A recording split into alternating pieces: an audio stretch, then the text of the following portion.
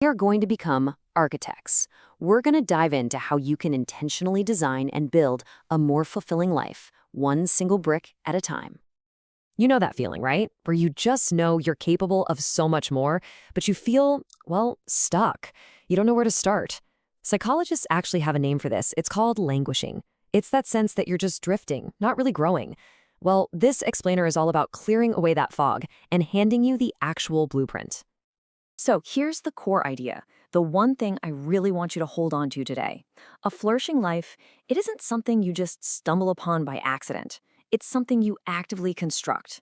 So let's forget about waiting for inspiration to strike. We're going to treat our personal growth like a building project. And you are the lead architect.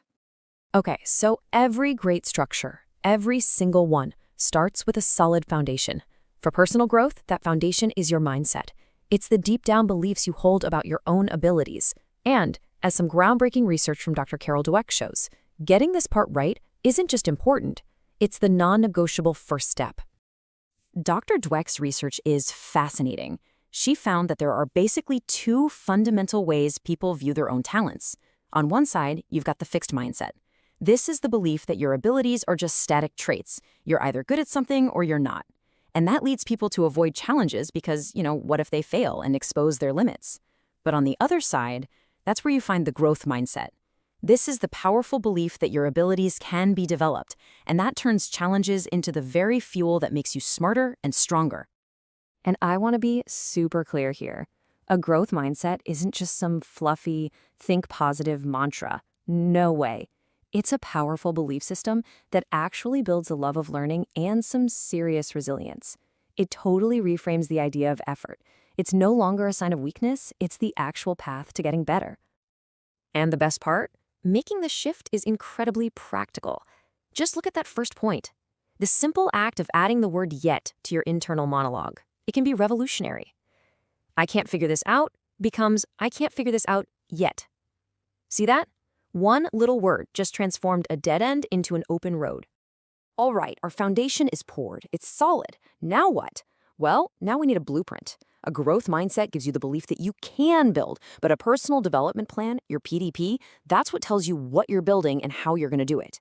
It provides the structure, the direction for the whole project. And crafting this blueprint is a really clear 4-step process. You start with an honest look in the mirror, a self-assessment. Where are you right now? Then you define your destination with really clear goals. From there, you map out the specific actions you'll take to get there. And finally, you build in regular check-ins to review your progress and tweak the plan. It's a constant cycle of building and refining. Now, when it comes to setting those goals, the SMART framework is an architect's absolute best friend. It's what stops you from having these vague wishes like, I want to be a better communicator. Instead, it forces you to create a powerful objective, something like, I'm going to improve my presentation skills by joining a local club and completing its first 2 levels within the next 12 months. All of a sudden, it's not a dream anymore. It's a real project with a deadline. So you've got the foundation, you've got the blueprint. But let's be real. Any construction project runs into unexpected problems. You need the right tools to handle them. And that is where emotional intelligence, or EQ, comes in. Think of it as your inner toolkit for managing yourself and your relationships, especially when things get tough. EQ is built on these 4 pillars, and believe me, the order here is absolutely critical. It all starts with self-awareness. You just can't manage what you don't notice. Once you understand your own emotions, then you can move on to self-management, controlling your impulses. And only then can you really turn your focus outward to social awareness, reading the room, and finally to successfully managing your relationships. Seriously, if you only take one single thing away about EQ today, make it this: the strategic pause. The next time you feel a strong emotion bubbling up, anger, frustration, whatever, don't just react. Stop. Take one deep breath. That tiny bit of space you just created, that's everything. That's where you shift from an automatic reaction to a chosen response. It's unbelievably powerful. So far, we've focused a lot on mindset and planning, but we have to remember, you, the architect, are a human being, not a machine. Personal growth has to be holistic. Your life isn't a bunch of separate little boxes. It's one interconnected system. And the secret to improving the entire system is often focusing on what are called keystone habits. These are small changes that create huge, positive ripple effects everywhere else. Just take a look at this wheel. It shows perfectly how interconnected everything is. I mean, think about it. Just a few nights of bad sleep, that's your physical well-being, that can completely tank your emotional state and your performance at work. But the reverse is true too. Getting just one area in order, say your finances, can slash your stress and free up the mental energy you need for everything else. It is all connected. So, what are some of these powerhouse keystone habits? Well, here are a few great ones. Regular exercise isn't just about your body. It's a masterclass in building discipline. And consistently reading a book? In our world of constant distraction, it literally rebuilds your brain's ability to focus. These aren't just nice ideas. They are high-leverage moves that push the entire system forward. But, of course, no construction project goes exactly to plan. This whole journey, it's not some smooth, straight line. There are going to be obstacles.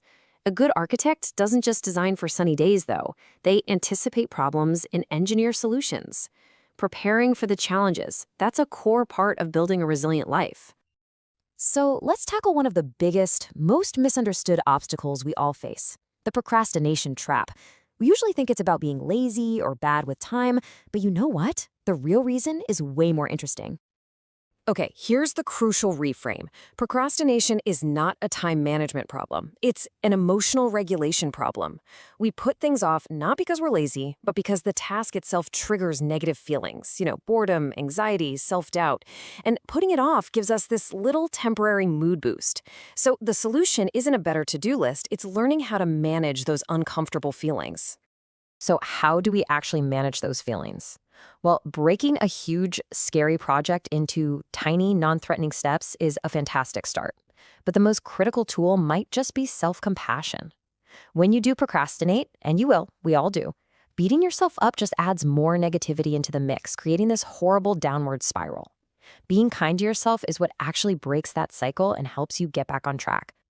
And this right here, this quote, is the perfect antidote to that fear of failure that can just paralyze us. It's a direct challenge to that fixed mindset we talked about. If you demand perfection from yourself, you'll be too afraid to even lay the first brick. But if you just focus on making a tiny bit of progress every day, eventually you'll look back and see you've built something absolutely incredible. So let's bring it all home. You are the architect. You lay that foundation with a growth mindset. You design the structure with a clear personal development plan, and you build it day by day using the tools of emotional intelligence and the powerful scaffolding of these keystone habits. The blueprint is on the table. The tools are in your hands. But a plan on paper, well, it doesn't build anything, does it? So the only question left is the most important one of all. What's the first brick you're going to lay today?